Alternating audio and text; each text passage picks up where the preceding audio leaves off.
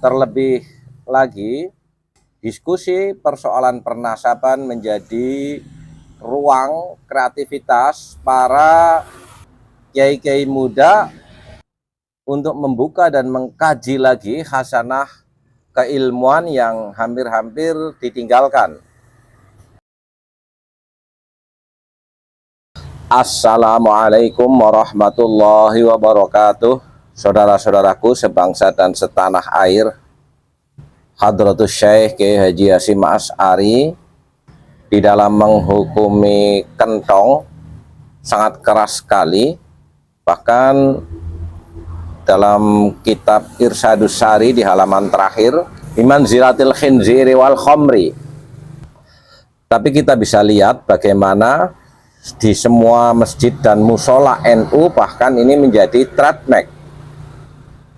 Begitulah memang tradisi di Nahdlatul Ulama itu bottom up, bukan top down seperti organisasi yang lainnya, apalagi organisasi perkabiban. Nahdlatul Ulama berdiri dari kristalisasi ajaran Wali Songo dan kegelisahan para ulama-ulama Nusantara pada waktu itu melihat fenomena perkembangan politik dunia dan internal di Nusantara.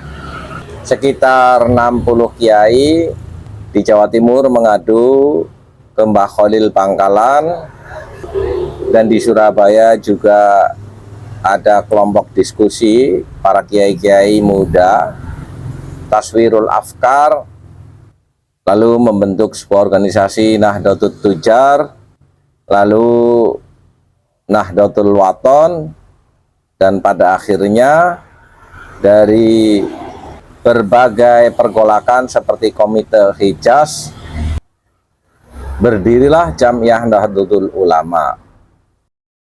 Pada sisi lain, ini juga untuk menghindari asobiyah atau pengkultusan kepada orang per orang di dalam memahami agama. NU menjadi bagian daripada wadah pergolakan pemikiran dan perjuangan yang dirumuskan secara bersama-sama dan terbuka, tidak instruksional dari atas, tapi membuka ruang berbeda. Bahkan ada adigium, kita sepakat untuk tidak sepakat. Pada hari ini pun kita bisa melihat bagaimana statement terakhir Rais Am Kiai Haji Miftahul Akhyar berkaitan dengan perkabiban, dan respon yang beraneka ragam, terutama yang kontra, bahkan dari anak-anak muda NU, ada Gus Aziz, ada Gus Noval, mengkritisinya dengan berbagai landasan-landasan keilmuan, dan ini biasa di dalam tubuh NU. Terlebih lagi, kalau kita telisik dari sikap Kiai Haji Miftahul Akhyar sebelum statement ini, ada dua statement yang kami perhatikan. Pertama adalah diskusi persoalan pernasaban menjadi ruang kreativitas para kiai-kiai muda untuk membuka dan mengkaji lagi khasanah keilmuan yang hampir-hampir ditinggalkan. Yang kedua, jauh sebelumnya beliau juga menyampaikan bahwa kita sekarang ini hidup di dunia yang sangat terbuka dan bisa dilihat serta dikritisi oleh semua lapisan masyarakat tanpa batas. Apakah ini juga menjadi bagian daripada strategi beliau untuk kita tidak berhenti dan terus mengkaji, khususnya dalam persoalan kepalsuan nasab Habib dari klan Ba'alawi? Di tradisi kita juga ada sebuah kaidah dzikru syai' urida bihi didduhu. Kita menyampaikan sesuatu tapi yang kita maksudkan adalah justru kebalikan dari apa yang kita sampaikan.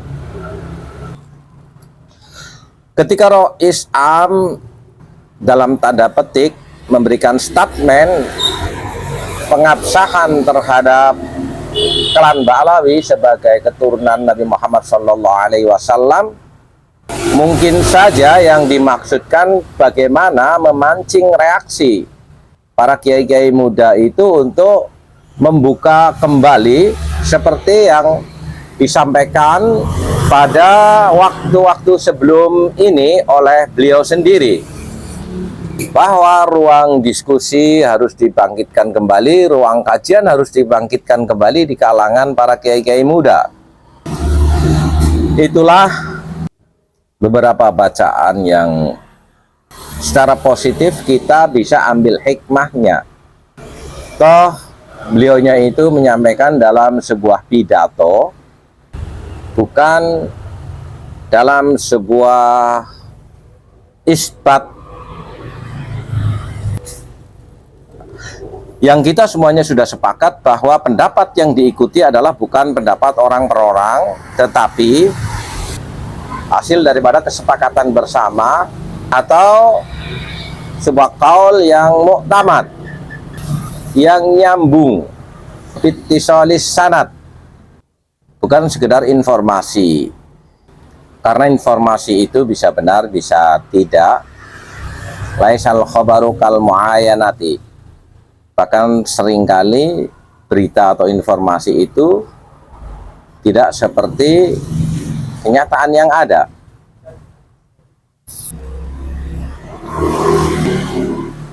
Itulah apa yang bisa kita petik dari hikmah Rois Am menyampaikan tentang pernasaban perkabiban yang beliau sendiri sebenarnya juga sudah tahu hari ini sedang ramai diperbincangkan. Agar terus-menerus tidak berhenti sampai di sini, ada strategi dari beliau untuk memancing seluruh para kiai, diberi tantangan tentang sejauh mana kebenaran daripada tesis Kiai Haji Imaduddin Utsman. Itulah tradisi di NU. Kita tidak mengenalnya dengan doktrin, tetapi basis kajian keilmuanlah yang pada akhirnya nanti menjadi kesepakatan bersama. Bersiaplah. Wal afu minkum. Wassalamualaikum warahmatullahi wabarakatuh.